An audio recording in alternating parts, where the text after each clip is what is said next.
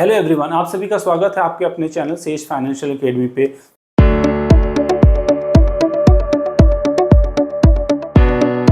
चलिए हम लोग यूटिलिटी को पढ़ते हैं, समझते हैं और यूटिलिटी के अकॉर्डिंगली हम लोग उसकी फाइलिंग करेंगे। सारी यूटिलिटी को सीखेंगे, समझेंगे आज के टाइम पे। तो चलिए यूटिलिटी को सीखते हैं। तो चलिए सबसे पहले हम लोग ये एक्सेल ओपन करते हैं। ये कौन सा एक्सेल है?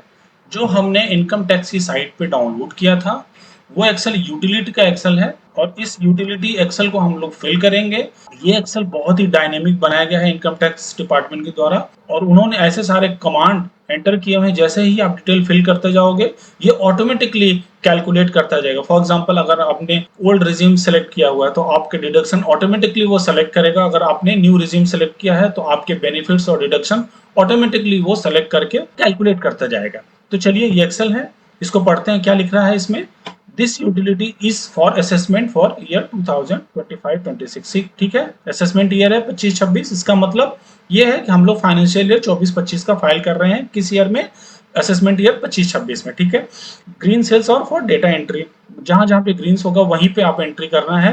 रेड लेबल जो भी है वो मैंडेटरी फिल है, और कंट्रोल कॉपी कट पेस्ट जो भी होगा वो आपको अलाउड नहीं है। ठीक है, ये पॉपअप है, आपको एक्सेप्ट करेंगे, ये हो जाएगा। ITR 1 की एलिजिबिलिटी नहीं है जिनके, और वो ITR 2 में फॉल कर रहे हैं, जैसे उनको कैपिटल गेन्स हो गया, या हाउस प्रॉपर्टी एक से ज्यादा है, ठीक है, या अदर सोर्सेज की वजह से, या उन्होंने डिजिटल एसेट कोई बाय किया हुआ है। तो मल्टीपल रीजन है, अगर उनकी वजह से वो ITR 2 फाइल कर रहे हैं तो कोई परेशानी की जरूरत नहीं। इस एक्सेल को हम लोग बहुत ही डिटेल में, बहुत ईजी वे में समझेंगे। मैंने एक एग्जाम्पल भी लिया है एक कैंडिडेट का, उसकी सारी डिटेल्स को फिल करूंगा और मैं दिखाऊंगा उसको कैसे कैलकुलेट करता है बहुत ही इजी वे में, और उसको सबमिट भी करेंगे, सो दैट आपको भी उतना ही कॉन्फिडेंस है और आप एक्सेल के थ्रू आप इसको फिल करोगे। जब इसको फिल करेंगे हम लोग फाइनली कैलकुलेट करेंगे टैक्स, उसके बाद हम लोग जाके इनकम टैक्स की साइट पे इसको सबमिट भी करेंगे।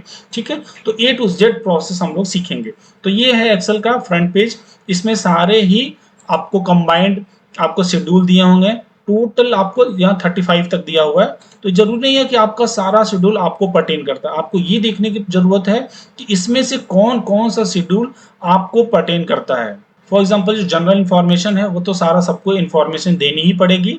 सैलरी डिटेल्स, अगर पार्ट 2 अगर आपको सैलरी से रिलेटेड है तो आपको फिल करना पड़ेगा, यहाँ पे यस रहने दीजिए। अच्छा, ये सारे जो कॉलम है अगर आपको पर्टेन नहीं करता आप नो करेंगे।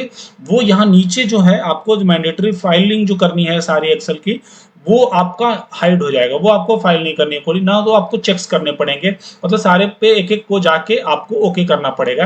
तो अगर मान लीजिए सैलरी को आपने नो किया, एग्जांपल मैं दिखाता हूं आपको, यहाँ पे नो कर दिया, ठीक है, तो और इसको अप्लाई कर देते हैं। अभी यहाँ पे दिख रहा है शेड्यूल, ठीक है, जनरल शेड्यूल, ये शेड्यूल सैलरी का शेड्यूल है। ठीक है, अभी जो शेड्यूल जो सैलरी का वो गायब हो गया, अब जनरल पर रह गया है, शेड्यूल एस गायब हो गया। तो अभी देखा क्या हमने, शेड्यूल यस गायब हो गया है और केवल जनरल रह गया, उसके बाद हाउस प्रॉपर्टी आ गया। क्यों क्यों गायब हो गया? क्योंकि हमने यहाँ पे नो सेलेक्ट कर दिया था। तो ये समझ में आया कि जो जो आपसे पर्टेन नहीं करता हो, अगर आप उसको नो कर दोगे तो वो गायब हो जाएगा। ठीक है, अब यस किया, आप यहाँ पे वापस आ जाएगा,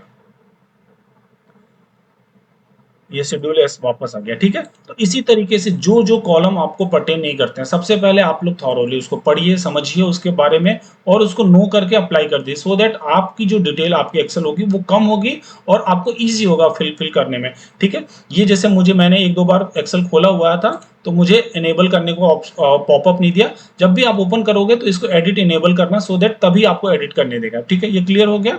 चलिए, प्रीफिल ऑलरेडी हमारे पास है, उसको हम लोग डाउनलोड कर लेंगे, और जिससे सारी आपकी केवल पर्सनल इंफॉर्मेशन ही नहीं, जो भी आपकी TDS रिपोर्टिंग हुई है, जो सेविंग की अगर टैक्स कटा है, जो FD पे टैक्स कटा है, कोई भी आपके शेयर परचेज हुए हैं, बाय हुए हैं, वो सारी डिटेल्स आपकी कैपिटल गेन से रिलेटेड सब कुछ दिखा देगा। आपको मैक्सिमम डिटेल्स आपको मिलेंगे, आपको क्रॉस वेरीफाई करना होगा। तो चलिए इंपोर्ट प्रीफिल पे क्लिक करते हैं और सारी डिटेल्स को इंपोर्ट करते हैं। ठीक है, सो दैट पता चल जाएगा। ये प्रीफिल ऑलरेडी हमने कहाँ से डाउनलोड करी है? इनकम टैक्स की साइट पे, उसमें सारी डिटेल है, ना केवल पर्सनल इंफॉर्मेशन आपकी, बाकी ITR की जो भी, TDS की जो भी आपकी रिपोर्टिंग हुई है आपके पैन नंबर पे, वो सारी इनकम टैक्स की साइट पे मिल जाएगा। आपकी जितनी भी TDS कटी है, चाहे एम्प्लॉयर ने रिपोर्ट किया हुआ है और कहीं TDS पे किया हुआ है, सारी रिपोर्टिंग मिल जाएगी। तो ऑटोमेटिकली वो सारा इंपोर्ट हो जाएगा आपकी एक्सेल पे। तो आपको कुछ इतना ही डायनेमिक एक्सेल बनाया हुआ है। और ये नहीं केवल एक, सारे जितने शेड्यूल हैं जहां भी एप्लीकेबल होगा वो टैक्स ऑलरेडी रिपोर्टेड हो जाएगा फटाफट।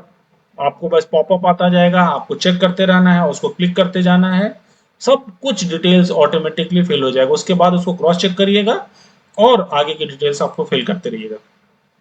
सिंस जिसकी हम फाइलिंग कर रहे हैं उन्होंने कुछ म्यूचुअल फंड्स सेल किए हैं, जिसकी वजह से उनकी रिपोर्टिंग एलिजिबिलिटी ITR 2 में फाइल हो रही है। अगर आपकी एक से ज्यादा अगर प्रॉपर्टी है और उस पर इनकम आती है तो उसकी रिपोर्टिंग करनी है, तब भी आप ITR 2 में फाइल कर रहे हैं। अगर आपकी एग्रीकल्चर इनकम 5,000 से ज्यादा है तब भी आप ITR 2 फाइल करेंगे। या आपकी कोई डिजिटल एसेट सेल किया है, बाय किया है, उस पर अगर आपकी इनकम है तब भी आप ITR 2 फाइल करेंगे। तो जो भी एलिजिबिलिटी है आपकी, अगर ITR 2 फाइल कर रहे हैं, कैपिटल गेन अगर कोई प्रॉपर्टी सेल आउट किया है, शेयर सेल आउट किया है, उस तब भी रिपोर्टिंग करनी पड़ेगी। यहाँ पे केवल इंडिविजुअल की बात हो रही है, तो कोई भी इंडिविजुअल या HUF अगर वो ITR 1 में एलिजिबल नहीं है और ITR 2 फाइल करना पड़ रहा है, तो हम लोग आज ITR 2 को बहुत ईजी वे में और क्विकली समझेंगे। ठीक है, सारे हेड्स को तो हम लोग नहीं कवर करेंगे, बट मैक्सिमम चीजों को हम लोग कवर करेंगे। तो ये देख रहे हैं आपने, सारी डिटेल्स ऑटोमेटिकली कैप्चर होती जा रही है और सारा कुछ डिटेल्स अपडेट हो जाएगा। तो चलिए, अब सारी डिटेल्स डाउनलोड हो गई है। अब ये देखिए, डिटेल्स ऑटोमेटिकली उठा लिया है अपनी इनकम टैक्स की साइट पे, जैसे हमने प्रीफिल डाउनलोड किया है। ठीक है, जिस पर्सन हमने फिल कर रहे हैं वो सारी डिटेल्स ऑटोमेटिकली उठा लिया है। अब हम लोग चलते हैं, वैलिडेट करके देखेंगे कि क्या क्या इंक्वायरी मांगता है। बहुत सारी चीजें मांगेगा, FII मांग रहा है, फॉरेन इंस्टीट्यूशनल इन्वेस्टर है, जितने भी चीजें हैं तो हम लोग एक एक करके देखते जाएंगे। ठीक है, क्या क्या है।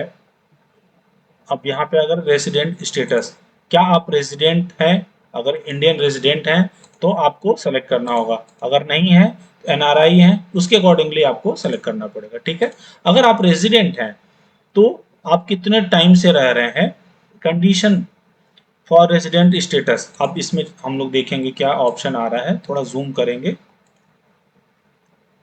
तो पता चलेगा। ऑप्शन इसमें दिख रहा है कि you are in India for 182 days or more, अगर उससे ज्यादा टाइम के लिए रह रहे हैं तो ये ऑप्शन आपका होगा। ठीक है, अब हम लोग देखते हैं और क्या क्या ऑप्शन पूछ रहा है।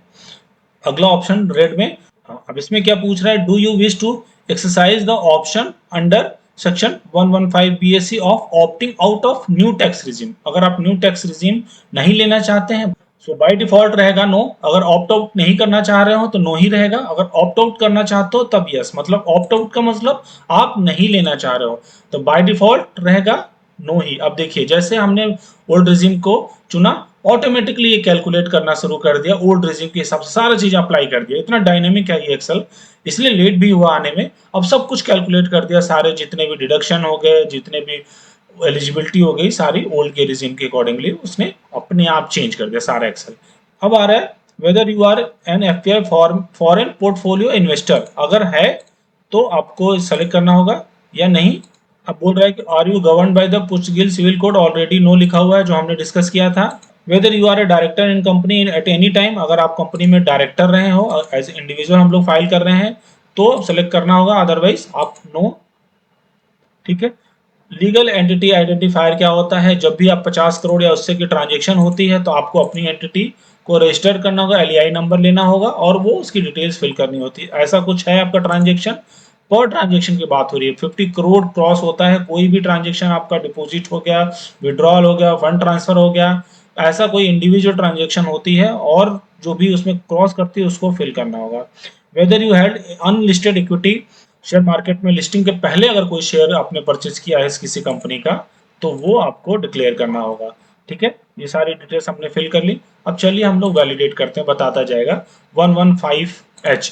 अब ठीक है, 115H कहाँ रह गया, 115H। Do you want to claim the benefit under section 115H in case of resident, क्या है मतलब अगर आप रेजिडेंट हैं, 115H मीन्स अगर आपको फॉरेन इनकम कोई है, ठीक है, तो वो आप उसमें डिक्लेयर करना होगा। अगर कोई फॉरेन से सैलरी पा रहे हैं, फॉरेन से आपकी कोई और इनकम आ रही है, इन्वेस्टमेंट रहा हो, तो अगर नहीं तो नो सेलेक्ट करेंगे। ठीक है, कंप्लीट हो गया। अब चलिए इसको फटाफट हम लोग वैलिडेट करके देखेंगे कि सारा हो गया ओके। तो ये फर्स्ट जनरल सीट कंप्लीट हो गया। ठीक है, अब आते हैं हम नेक्स्ट सीट पे। प्रीफिल डाउनलोड करने के बाद देखिए सारी रिपोर्टिंग ऑटोमेटिकली हो गई है। तो ये पर्सन जो है ये 2 ऑर्गेनाइजेशन में चेंज किया हुआ है, ठीक है। तो एक ऑर्गेनाइजेशन को पहला रिपोर्टिंग, दूसरी, अब ये सारा दिखा रहा है। अब हम लोग एक name of employer already, nature of employer क्या है एम्प्लॉयर, उसको हम लोग देखेंगे। सेंट्रल गवर्नमेंट है, स्टेट गवर्नमेंट है, पब्लिक सेक्टर अंडरटेकिंग है, सेलेक्ट कर लेंगे, ठीक है। जैसा भी जो भी ऑप्शन आ रहा हो, ठीक है। एड्रेस ऑफ एम्प्लॉयर अगर टाउन सिटी सब कुछ एम्प्लॉयर का आ गया। बेसिक सैलरी उन्होंने ऑलरेडी ले रखी है। अगर बेसिक सैलरी के अलावा भी कोई सैलरी है आपका तो वो आपको कैलकुलेट करोगे, अगर नहीं तो नो। अब अदर बेनिफिट्स कुछ हैं तो ऑटोमेटिकली, अगर आपके पास नहीं है अदर बेनिफिट्स तो सारा चीजें मैच कर लीजिए कि सब कुछ सही आ रहा है कि नहीं आ रहा है, ठीक है। अगला दूसरा बैंक का इसमें सेलेक्ट किया हुआ है, बेसिक सैलरी, अदर बेनिफिट्स, और ऑटोमेटिकली आया हुआ है। अब आते हैं उसके अलावा भी कोई आपको बेनिफिट्स मिलता है, जैसे लीव ट्रैवल अलाउंस लिया हुआ है, उसके अलावा कोई रेम्यूनरेशन आपको मिल रहा है, तो ये सारे ऑप्शन है, आप देख सकते हो। जो भी आप उसमें सेलेक्ट कर सकते हो। अगर नहीं है तो इसको डिलीट करना पड़ेगा। अदरवाइज क्या होगा कि ये पॉपअप आएगा। ये एक बग है जो मैंने रियलाइज किया। अगर नहीं सेलेक्ट करते हो, अगर इसको छोड़ देते हो तो ये बार बार पूछता रहेगा आपसे। अब ये क्लीन हो गया, ठीक है। अगर आपका है तो आप सेलेक्ट करते जाएंगे। अब इसमें देखिए ऑटोमेटिकली ये ओल्ड रिज्यूम सेलेक्ट किया तो स्टैंडर्ड डिडक्शन 50,000 का ऑटोमेटिकली इसने अप्लाई किया हुआ है। अगर आप एचआरए की डिटेल्स आप सबमिट करना चाहते हैं, अगर कुछ है तो वो आपको यहाँ पे फिल करना होगा कि मेट्रो सिटी में है, क्योंकि मेट्रो सिटी का जो एचआरए 50%, नॉन मेट्रो का 40%। उसके आपने एक्चुअल एचआरए की डिटेल्स आपको फिल करेंगे। उसके बाद जैसे ही आप क्लिक करेंगे वैलिडेट, आपको बता देगा कोई डिटेल्स रह गया है। तो पूछ रहा है कि वैल्यू 17.2 का फर्स्ट रो में वैल्यू आपको फिल करनी है, ठीक है।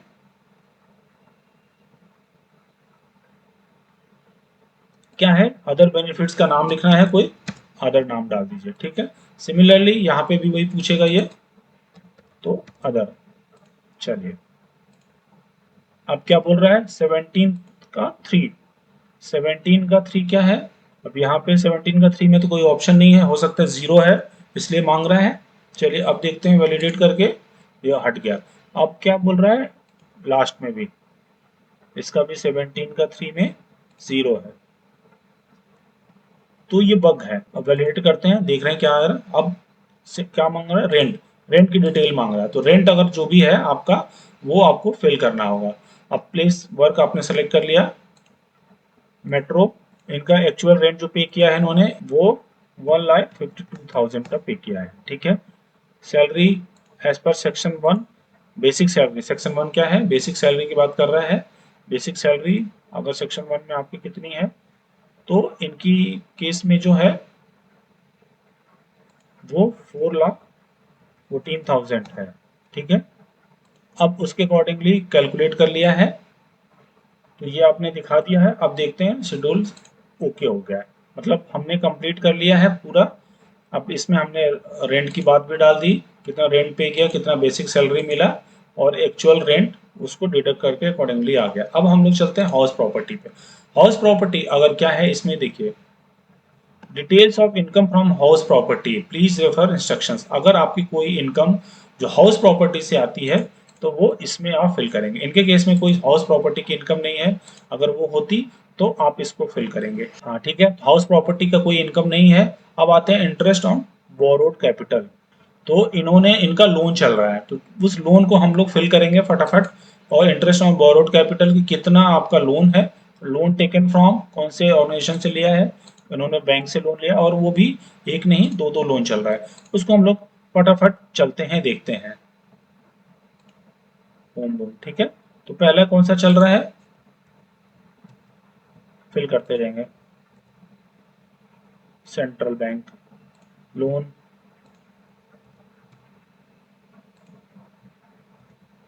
आपके पास डिटेल्स होनी चाहिए, डेट ऑफ सैंक्शन, हम ले रहे हैं टोटल अमाउंट, कितने का लोन खरीदा है, लोन लिया हुआ है, loan outstanding as on financial year,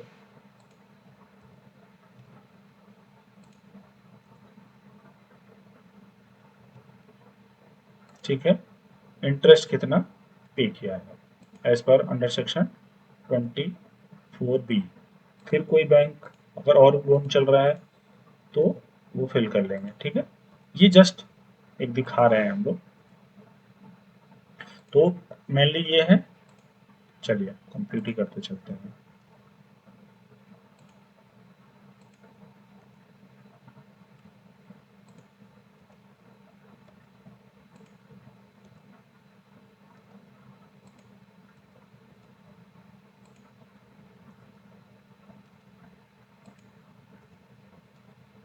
एक तरफ कैलकुलेशन है जो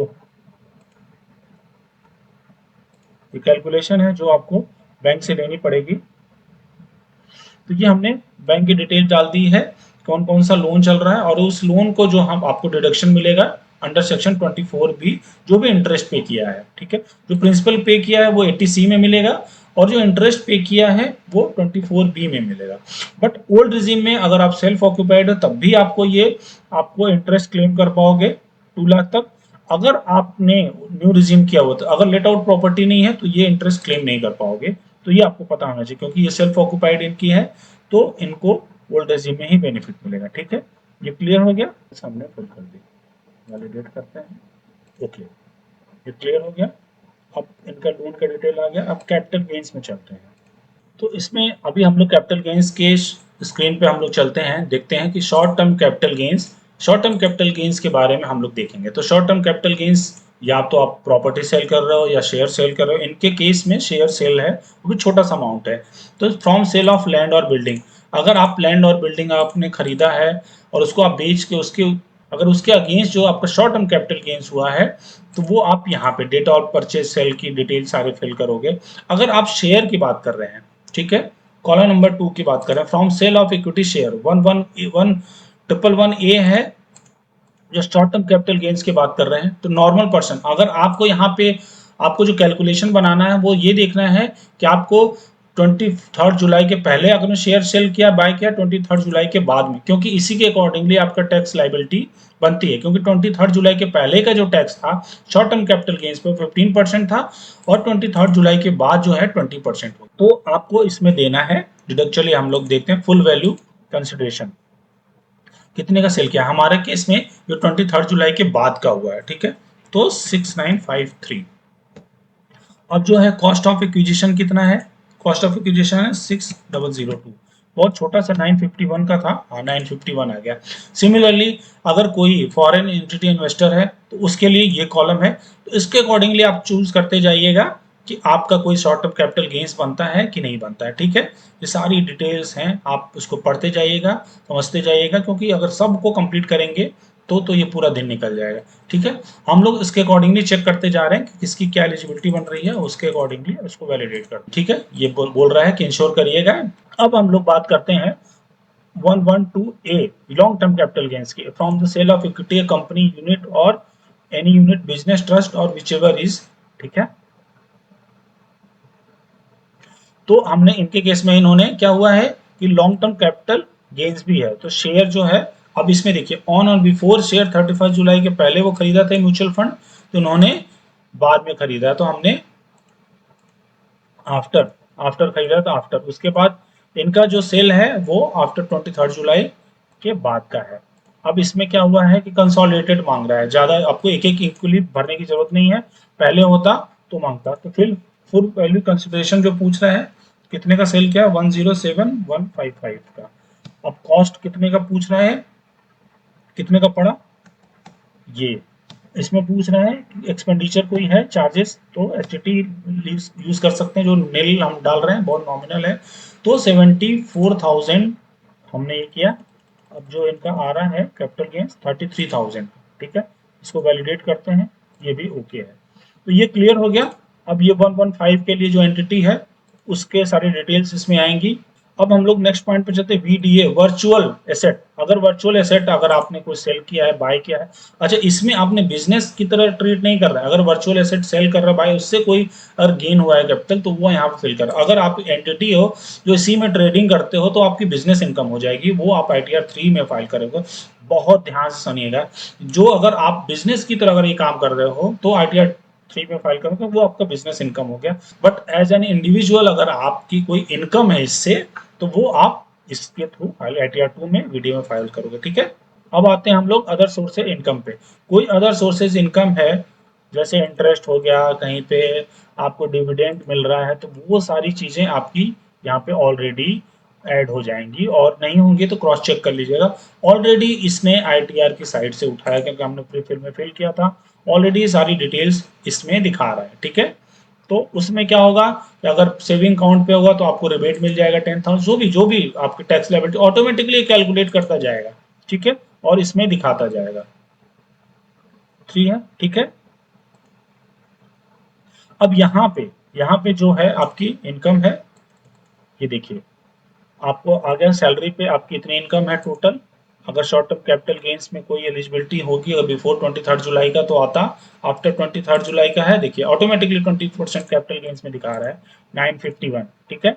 similarly long term capital gains में अगर होता 10% 23 जुलाई के पहले तो आपका 10% में आता है, 23 जुलाई के बाद का अगर शेयर किया है, सेल किया है, अगर उस पर कोई इनकम है तो 33,000 जो भी इनका है वो 23 जुलाई के बाद है तो 12.5% में आ रहा है, ठीक है। ये क्लियर हो गया। अदर कोई एक्सपेंसेस, अदर कोई इनकम है तो सारा ये जो, तो इस कॉलम में आपका सारा चीजें कैलकुलेट करके ऑटोमेटिकली ये दिखा रहा है, ठीक है। अब आते हैं, कोई आपका इनकम लॉस है जो कैरी फॉरवर्ड होगा, फॉर एग्जांपल किसी साल का आपका लॉन्ग टर्म कैपिटल लॉस है, कोई भी शॉर्ट टर्म कैपिटल लॉस है, तो वो आपको कैरी फॉरवर्ड कर सकते हो। अगर इस साल का लॉस होगा तो ऑटोमेटिकली दिखाएगा, प्रीवियस साल का आपको फिल करना होगा कि आप कैरी फॉरवर्ड करना चाहते हो अगले साल तक, ठीक है। ये जो है, ये जो ये जो कॉलम है ये क्या है, सेट ऑफ का केस है। अगर कोई इनकम है और आपकी लॉसेस हुई हैं तो वो इसी साल सेट ऑफ हो जाएंगी, ठीक है। उसका जो शॉर्ट टर्म का है शॉर्ट टर्म लॉस के साथ कैपिटल गेन के साथ, लॉन्ग टर्म का जो लॉन्ग टर्म कैपिटल गेन के साथ लॉसेस हो सेट ऑफ हो जाएगा। ये केस जो है कैरी फॉरवर्ड करना चाहते हो इस कॉलम में, तो आपको कैरी फॉरवर्ड करने के लिए डिटेल चाहिए होगी। अगर कोई है तो आप एंटर करोगे, सेम ईयर का कैरी फॉरवर्ड होगा, ऑटोमेटिकली वो कैलकुलेट करके दिखा देगा, ठीक है। अब 80C में चलते हैं, आपकी कोई इन्वेस्टमेंट है, चीजें हैं, तो वो आपको इसमें दिखेगा, ठीक है। इनके केस में क्या होगा, ईएलएसएस भी लिया हुआ है, तो ये आपका 80C के अंदर ये कवर हो गया है। आप इसको वैलिडेट करोगे, जो भी चीजें होगा इसमें क्या आ सकता है, लाइफ इंश्योरेंस का प्रीमियम आ सकता है, होम लोन का प्रिंसिपल पे कर रहे हो वो भी इसमें कवर होगा, आप इसको रिबेट ले सकते हो, लाइफ इंश्योरेंस का प्रीमियम ले सकते हो, म्यूचुअल फंड में ईएलएसएस में डिपॉजिट करा होगा आपको, उसको टैक्स सेविंग, अगर कोई और भी प्लान लिया होगा तो एफडी अगर करी होगी, तो बहुत सारे ऑप्शन है एटीसी के अंदर, जो भी किया होगा आपने वो आप इसमें फिल कर सकते हो, 1,50,000 के अंदर आ सकता है, ठीक है। अब आ गए हम लोग 80G में, कोई डोनेशन दिया होगा तो वो, तो 80G में हम लोग का कोई डोनेशन नहीं है, तो हम लोग इसको कुछ नहीं करेंगे, वैलिडेट करते जाएंगे और हम लोग आगे बढ़ते जाएंगे। 80D में अगर मेडिक्लेम वगैरह लिया होगा तो वो आप इसमें ऐड कर सकते हो। अगर आपके फैमिली मेंबर में कोई सीनियर सिटीजन है एक्सक्लूडिंग पेरेंट्स, तो आपको सेलेक्ट करना है यस, अगर नहीं है तो नो। तो आपका इसमें अमाउंट फिल करना है, हेल्थ इंश्योरेंस में क्या लिया हुआ है, name of the insurance, policy number, amount कितना लिया। 80D में अगर हेल्थ इंश्योरेंस के लिए आपने कुछ लिया हुआ है तो आप सेलेक्ट करेंगे, अदरवाइज आप हम लोग आगे चलेंगे, ठीक है। अब डोनेशन रिसर्च एंड डेवलपमेंट पे अगर आपने कोई डोनेशन दिया होगा तो वो आप इस कॉलम में फिल करेंगे। हम लोगों ने कुछ डोनेशन नहीं दिया है तो इसको हम लोग कुछ नहीं करेंगे, आगे बढ़ते जाएंगे, ठीक है। अब हम लोग 80E 80EE और 80EEB की तरह, अगर कोई लोन ऐसा है जो हायर एजुकेशन के लिए हुआ, वो लोन आपकी, अगर आपकी फर्स्ट होम है, आपकी पहला होम लोन लिया हुआ, पहला होम बाई किया 2022 के पहले लिया हुआ है तो आप फाइल कर सकते हो, तो इस ऐसा एलिजिबिलिटी नहीं है, तो हम लोग इसके लिए भी आगे बढ़ते हैं, ठीक है। अब इसमें क्या है, आपकी जो भी डिडक्शंस हैं वो सारा इसमें दिखा रहा होगा, ठीक है। 80C 80D अगर कुछ रह रहा होगा तो इसमें आपको फिल करना होगा। Life insurance, pension, growth, 80CC, ठीक है, 80CCD और सेंट्रल गवर्नमेंट का इनका एनपीएस भी है, तो एनपीएस भी पैन नंबर डाल दिया क्योंकि मैंडेटरी है अगर आप एनपीएस लेते हो। तो ये टोटल आ गया आपका, क्लियर हो गया। इसमें आपको 80C की जो भी डिटेल्स हों ऑटोमेटिक दिखा रहा है, कितना आपको सिस्टम में मिलेगा, 1,50,000 से ज़्यादा नहीं मिल सकता, इनके 163 था। 80G के अंदर, 80CCD के अंदर एनपीएस इनको था, ठीक है, वो कंप्लीट हो गया। इसमें सारी डिटेल्स आती जाएंगी, कोई इंटरेस्ट आपका लोन हायर एजुकेशन के लिए जो था, 80G डोनेशन कोई किया था, ठीक है, तो सारी चीज़ें आपको दिखाएंगी। वैलिडेट करते चलते हैं हम लोग। 80U और 80DD क्या है, तो ये जो कॉलम है, चलिए ये कॉलम को हम लोग समझ लेते हैं कि personal details of deduction case of person with disability. Disability के केस में गवर्नमेंट ने आपको बेनिफिट दिया होगा, तो अगर कोई डिसेबिलिटी से है पर्टेन करता है तो वो इसमें फाइल कर सकता है। ठीक है, अगला पॉइंट पे आते हैं हम लोग फटाफट। Details of contribution made to political parties. तो 80 DGC में अगर कोई पॉलिटिकल पार्टीज को दिया हुआ है तो वो आप इसमें फाइल करोगे। अगले पे आते हैं computation of alternate minimum tax payable. इसके अंदर क्या है कि 115JD में कि वो इंडिविजुअल जो कोई बिजनेस एक्टिविटी करते हैं और अपनी सारी डिडक्शंस में दिखाते हैं, उसको कोई भी इनकम नहीं दिखाते, तो उनको भी बेयर मिनिमम उनको टैक्स पे करना है। तो अब आ गया आपका specified person, spouse, minor child, individual in income of the assessee. अगर आपका कोई चाइल्ड है, वाइफ है, उसकी कोई इनकम है और वो आप में क्लब हो रही है तो वो आपको डिक्लेयर करना होगा। इसमें अगर क्रेडिट है आपको लेना है तो वो 115JD में आपको क्रेडिट लेने के लिए इसमें आपको करना पड़ेगा। ठीक है, अब आते हैं EI, exempted income. Exempted income क्या हो गए? वो इनकम जिस पे आपको टैक्स लाइबिलिटी देनी ही नहीं, कैलकुलेट ही नहीं होगा आपको टोटल इनकम में। जैसे क्या होगा? ग्रॉस एग्रीकल्चर, अगर आपका एग्रीकल्चर से इनकम है तो वो आपको टैक्स नहीं देना पड़ेगा। ठीक है, आपका इंटरेस्ट इनकम ऐसा जो एग्जम्प्टेड है, देखिए ये आ रहा है, बग आ रहा है, देखिए ये एनी अदर सेलेक्ट है, जब तक कि हटाएंगे नहीं वो बग नहीं जाएगा। देखिए ओके, तो ये भी आपको देखना होगा कि एक्सेल में ऐसे बहुत सारी चीजें जहां ऑटोमेटिकली सेलेक्ट होके आ जाती हैं, वो हटा देंगे और बग चला जाएगा। ठीक, अब आते हैं details of income from outside India.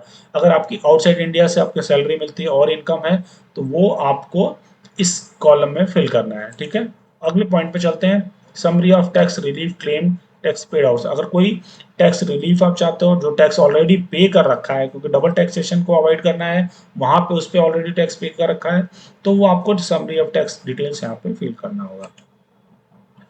Information regarding appoint apportionment of receipt between spouse government by पुर्सगिल। अच्छा, ये जो है ये अपॉर्शनमेंट है, क्या है कि जब पुर्सगिल सिविल कोड में क्या है कि जो भी अगर शादी के बाद स्पाउस की इनकम दोनों इक्वली हो जाती है, अगर हस्बैंड के वाइफ के साथ, वाइफ के हस्बैंड के साथ, वहाँ का ऐसा लॉ है।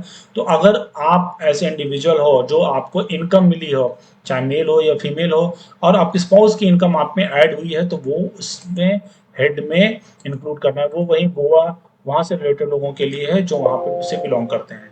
अगले पॉइंट पे चलते हैं। एसेट एंड लायबिलिटी डिक्लेयर करना है, इसमें आपको डिक्लेयर करते जाना है। आगे बढ़ते हैं। अब आ गया कंप्यूटेशन ऑफ इनकम। ठीक है, तो आ गया total income and tax on total income column पे। इसमें आपकी जो भी टोटल इनकम बन रही है और टैक्स लायबिलिटी बन रही है, तो इनकी टोटल जो है इनकम ऑलरेडी इनको जो टैक्स लायबिलिटी कैलकुलेट करके सब कुछ एक्सेल में खुद ही दिखा रहा है। देखिए 35,603 3560 इनको रिफंड करने के लिए बोल रहा है। तो कहने का मतलब ये है कि ऑलरेडी इन्होंने टैक्स पे कर रखा है, कैलकुलेट किया हुआ सब कुछ ऑटोमेटिकली। आपकी जो भी टीडीएस डिडक्टेड अगर एम्प्लॉयर ने डिडक्ट किया हुआ है तो ओवरऑल कैलकुलेट करके आपको दिखाएगा। और यहाँ पे अगर आपकी कोई टैक्स लायबिलिटी बन रही है तो वो उसको कैलकुलेट करके बताएगा और आपको पे करना पड़ेगा। अगर यहाँ पे टैक्स लायबिलिटी आपकी बनती, कैसे बनती? तो 14 की अगर कॉलम पे एग्रीबल टैक्स लायबिलिटी अगर यहाँ पे मान लीजिए इसकी 50,000 होती, और जो 15E में पे किया है 35,000, तो 50,000 उसको पे करना होता, 35 पे किया होता, 15,000 और पे करना होता। ठीक है, बट यहाँ पे 0 है, 35 पे किया हुआ, तो इसकी टोटल लायबिलिटी जो है पे करने की कुछ नहीं है, किस में आ जाएगा? ये रिफंड में आ जाएगा। तो रिफंड के लिए जरूरी है कि आपका बैंक जो है लिंक्ड हो, बैंक अकाउंट लिंक्ड हो, और उसमें टिक होगा किस में पे करना है। क्लियर हो गया? तो ये हम लोग उनकी रिफंड कब आ रहा है ये भी क्लियर हो गया, हम लोग चेक करते हैं। ठीक है, आगे popup, please select an option from the drop down in schedule part B tax on total income in point 19। ठीक है, आगे चलते हैं पॉइंट 19 पे। हाँ, आपके पास कोई प्रॉपर्टी, कोई इनकम रही हो ड्यूरिंग द फाइनेंशियल ईयर तो सेलेक्ट करेंगे यस, अदरवाइज नो। क्लियर हो गया? अब हम लोग चलते हैं, वैलिडेट करते हैं। ओके, आ गया ओके। यहाँ पे हो गया इनकम टैक्स की साइट पे ये सारी चीजें क्लियर हो गई। अब कहीं भी कुछ भी कैलकुलेट कर लिया। ई सॉप जो है, जो एम्प्लॉइज को कंपनी शेयर देती हैं, अगर उसके एम्प्लॉय स्कीम के अकॉर्डिंगली अगर आपको कोई शेयर मिला है, एज एन एम्प्लॉय आपको शेयर मिला है कंपनी से, तो उसकी डिटेल्स आपको फिल करनी पड़ेगी। टीडीएस, यहाँ टीडीएस की डिटेल्स आपकी जो भी होगी ऑटोमेटिकली दिखाएगा, यहाँ पे ऑलरेडी दिखा रखा है। तो ये सारी चीजें हैं जो इनको, तो यहाँ पे टीडीएस की डिटेल्स ऑलरेडी दिखाएगा। देखिए इनका जो है इनकम पे ऑलरेडी टैक्स डिडक्ट किया हुआ था कंपनी ने, और इनको दिखा रहा है कितना इनका टीडीएस बना हुआ है। ये क्लियर हो गया, टैक्स लायबिलिटी के बारे में भी दिखा दिया। अब हम लोग वेरीफाई करेंगे। तो यहाँ पे जब भी जो टोटल इनकम और टैक्स ऑन टोटल इनकम पे जब भी आपने वैलिडेट किया तो आपको कैलकुलेट टैक्स पे क्लिक करना है, सो दैट वो जहां भी एरर्स होगा देखेगा और बताएगा कि कोई चीज छूट रहा है क्या।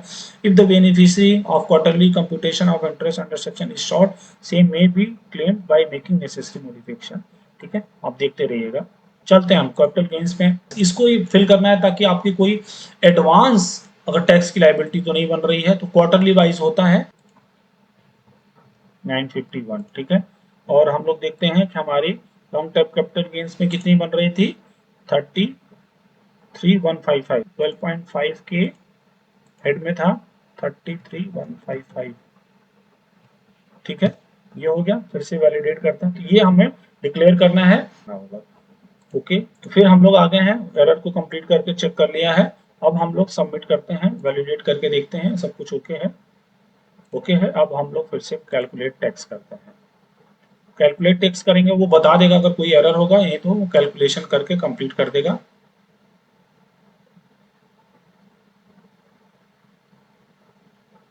यस, कैलकुलेट हो गया है, ये कंप्लीट हो गया। अब हम लोग क्या करेंगे, जनरेट जेसन करेंगे। जनरेट जेसन करेंगे, ऑटोमेटिकली ये एनक्रिप्टेड फॉर्म में आ जाएगा। तो हमने अभी क्या किया, जेसन को जनरेट किया। अब हमने जेसन को सेव किया। जेसन जैसे ही सेव होगा आपके पास आ जाएगा ऑप्शन कौन सी फाइल पे कौन सी लोकेशन पे सेव किए। और जैसे ही जेसन जेसन की फाइल, इनक्रिप्टेड फाइल जो भी आपने फाइल फिल करी है, जो भी एक्सेल को फिल किया है, उसको क्या होगा, जेएसएन जनरेट करेंगे। जेएसएन जनरेट करने के बाद जेएसएन को सेव करेंगे और वो इनक्रिप्टेड, अगेन इनक्रिप्टेड फॉर्म में आ जाएगा और आपके लोकेशन पे सेव हो जाएगा। तो क्लियर हो गया, वो आपका फॉर्म सेव हो गया होगा। और आपको अब क्या करना है, इनकम टैक्स की साइट पे हम जाएंगे, इनकम टैक्स की साइट पे डाउनलोड करके और इसी जेएसएन फाइल को अपलोड कर देंगे और फिर सबमिट करेंगे। और फिर वहां पे भी ई वेरिफिकेशन आएगा, उसको भी हम लोग प्रोसेस वाइज देखेंगे। अब तक के लिए ये एक्सेल का काम कंप्लीट हो गया और जेएसएन जनरेट होने के बाद सेव भी हो गया है। देखिए जैसे ही क्लिक किया हमने, आपके पास पॉपअप आ गया कि आपका जेएसएन जनरेट हो गया है। अब जेएसएन फाइल को क्या करना है, incometax.gov.in पे लॉगिन करके ई फाइल में जाइए, एक्शन ई फाइल सेक्शन में जाइए और उसमें इनकम टैक्स रिटर्न में आपको ये अपलोड करना है। अगर आज के मेरे वीडियो के थ्रू आपको कुछ भी हेल्प मिला हो इनकम टैक्स की फाइलिंग में या उससे रिलेटेड कोई भी इन्फॉर्मेशन मिली हो और अगर आपको पसंद आई हो तो प्लीज़ मेरे चैनल को लाइक करते रहिए, सब्सक्राइब करते रहिए और शेयर जरूर करिए, ताकि जो लोग अगर इनकम टैक्स की ITR फाइल 2 और 3 नहीं कर पा रहे हैं उनके लिए काफ़ी हेल्पफुल होगा। Thank you everyone.